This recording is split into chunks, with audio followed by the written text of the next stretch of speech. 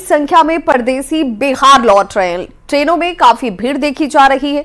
दिल्ली और मुंबई से आने वाली ट्रेनों में देखिए क्या हालत है, खचाखच भीड़, तिल रखने तक की जगह नहीं। और ऐसे ही परिस्थितियों में लोग जान जोखिम में डालकर यात्रा कर रहे हैं। स्पेशल ट्रेन के बावजूद यात्रियों की भीड़ कम होने का नाम नहीं ले रही है। लोगों को खड़े होकर सफर तय करना पड़ रहा है। दिल्ली से आने वाली पूर्वा एक्सप्रेस, श्रमजीवी एक्सप्रेस और विक्रमशिला एक्सप्रेस में भीड़ की ये तस्वीर देखकर एक बार आप डर जाएंगे। जायजा लिया संवाददाता धर्मेंद्र कुमार ने।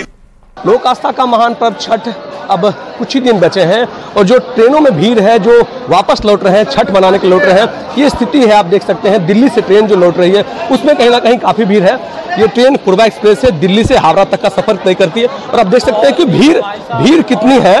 लोग काफ़ी परेशान हैं। हालांकि रेलवे के द्वारा ट्रेनें चलाई जा रही हैं, स्पेशल ट्रेनें, लेकिन फिर भी कितनी परेशानी हो रही है। बहुत ज्यादा आप देख सकते हैं, जैसे कि बहुत ट्रेनों के अंदर की स्थिति है वो इस तरीके से है। दिल्ली में तो ऐसा है कि काफी परेशान है लोग। ट्रेन 5:40 पे खुलती है। जा रहा है कि हर साल छठ पर्व के लिए स्पेशल ट्रेनें चलती हैं, लेकिन ये जो स्थिति है, ये स्थिति आपको बताने के लिए काफी है कि उन स्पेशल ट्रेनों की क्या हकीकत है, लोग उसमें क्यों नहीं सफर कर पाते हैं। कहाँ से आप आ रहे हैं? दिल्ली से आ रहा हूँ और ज्यादा ट्रेन देना है। सरकार को बहुत ट्रेन देना पड़ेगा।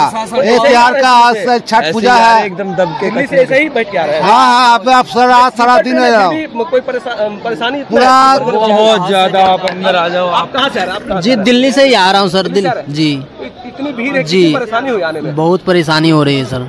जो परेशानी है यात्रियों की, वो हर साल बदस्तूर जारी रहता है। उनकी परेशानी कहीं ना कहीं कम होती नहीं दिखती है। न्यूज़ 18 के लिए पटना से धर्मेंद्र कुमार।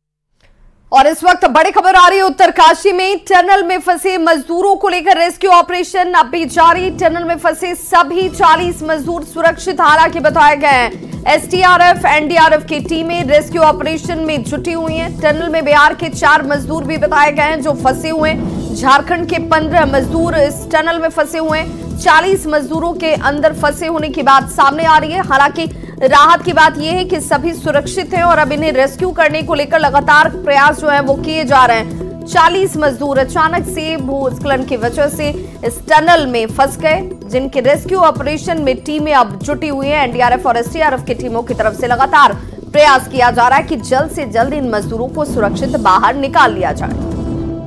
और ये तस्वीर देखिए इस वक्त आपके टीवी स्क्रीन पर, कैसे भूस्खलन की वजह से अचानक से मिट्टी का जो मलबा है वो आकर गिर जाता है सामने और टनल का जो द्वार है वो बंद हो गया।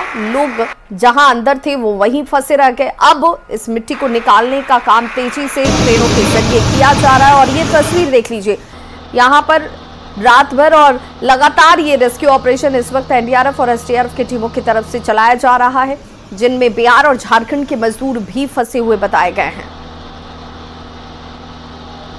तो एक्सपर्ट्स की टीमें जो हैं वो रेस्क्यू ऑपरेशन चला रही हैं और उनका ये मानना है कि जो लोग अंदर हैं वो सुरक्षित हैं और इस वजह से बहुत जल्द जो ये मिट्टी का मलबा सामने टनल में गिरा हुआ है उसे निकाला जाएगा और उसके बाद इन सभी को सुरक्षित बाहर कर लिया जाएगा। 40 मजदूर अंदर फंस गए जब अचानक से मिट्टी का मलबा जो है वो टनल में गिरता है और इस वजह से मजदूर अंदर ही फंसे रह गए।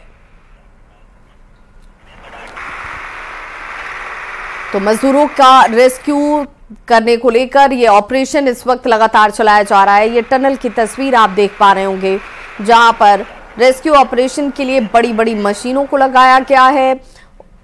उत्तरकाशी में टनल का निर्माण हो रहा था और उसी टनल के अंदर मजदूर जो है वो बड़ी संख्या में मौजूद थे अपने अपने कार्यों को करते हुए, लेकिन अचानक से इस टनल में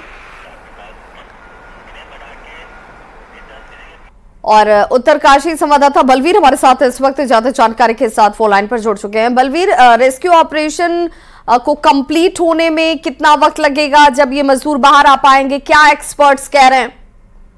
बिल्कुल, अभी एक्सपर्ट की एक टीम ने दौरा करके आया है, तो उनका कहना है कि लगभग शाम तक का समय लग सकता है। और अभी अपडेट बता दूं तो 28 घंटे से ज्यादा का समय हो गया है।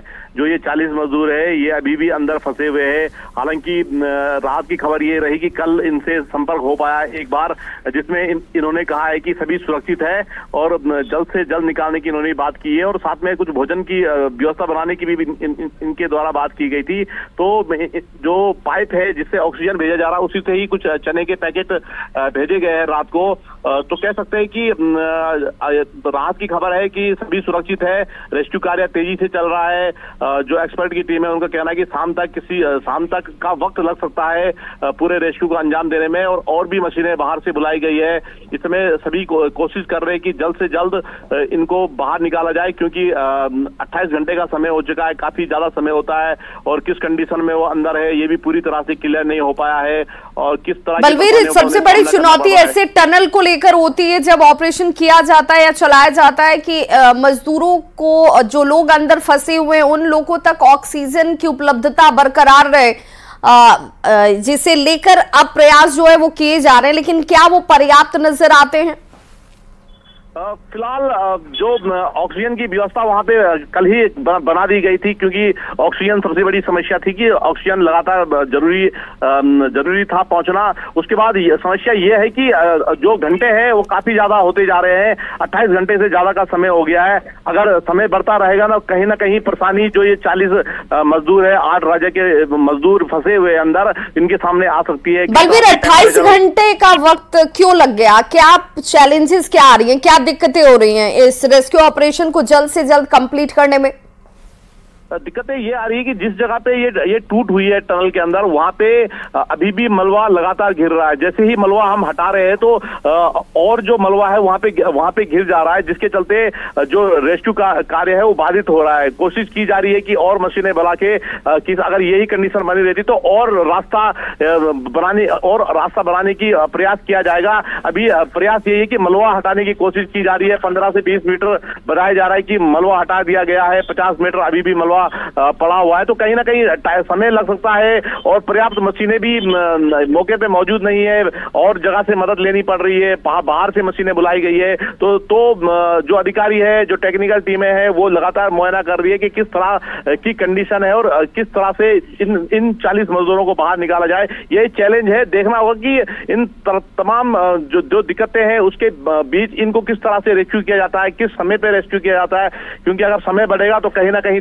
दिक्कत सामने आएगी। बिल्कुल, और जितना वक्त उतनी ज्यादा परेशानियां इन मजदूरों के लिए जो कि अंदर फंसे हुए हैं। बहुत बहुत शुक्रिया बलवीर इस जानकारी के लिए। हालांकि जो एक्सपर्ट्स हैं हमारे सहयोगी बता रहे हैं कि उनका मानना है कि शाम होते होते इन सभी को बाहर निकाल लिया जाएगा। ऑक्सीजन की उपलब्धता इन मजदूरों तक कराई जा रही है। इनसे कल संपर्क भी किया गया था और इसके बाद ये आश्वस्त किया गया कि सभी 40 मजदूर जो अंदर फंसे हुए हैं वो ठीक हैं और अब उन तक खाने पीने की सामग्री को पहुंचाने का प्रयास भी किया जा रहा है। जो हमारे सहयोगी जानकारी दे रहे हैं कि इस वक्त जो सबसे बड़ी परेशानी है, जो सबसे बड़ी चैलेंज है, वो है मलबा जो लगातार यहाँ पर गिर रहा है, उसे रोकते हुए मजदूरों को बाहर निकाला जाना। ऐसे में वैकल्पिक रास्तों की भी तलाश की जा रही है। एक्सपर्ट्स की टीमें यहाँ एनडीआरएफ, एसडीआरएफ की पहुंची हुई हैं और लगातार क्रेन की मदद से मलबे को हटाने का प्रयास किया जा रहा है, जिसमें बिहार के 4 और झारखंड के 15 मजदूर अंदर फंसे हुए हैं।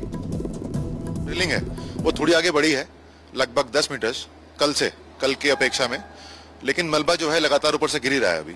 तो कोशिश ये चल रही है कि इसको सॉलिडिफाई करके सीमेंटर लगा के धीरे धीरे आगे बढ़ा जाए। बाकी इस बीच रात जो पिछली रात गई है उसमें हमने जो मजदूर अंदर फंसे हैं उनसे बात की है वायरलेस के थ्रू और उनसे हमारी बात हो गई थी। उन्होंने अपनी कुशलता प्रकट की है और हमने उनको राशन भी भिजवाया है पाइपलाइन के थ्रू। संदेश उनकी तरफ से यही है कि उन्होंने थोड़ा बहुत राशन की मांग की थी, जो हमने, हमारे पास लिमिटेशन है कि पाइपलाइन बहुत छोटी है। हमने उससे जो पानी ऑक्सीजन सप्लाई हो रही थी उसी से हमने राशन दिया है और उनको पता है कि यहाँ से एक्सकवेशन किया जा रहा है और वो कुशल है।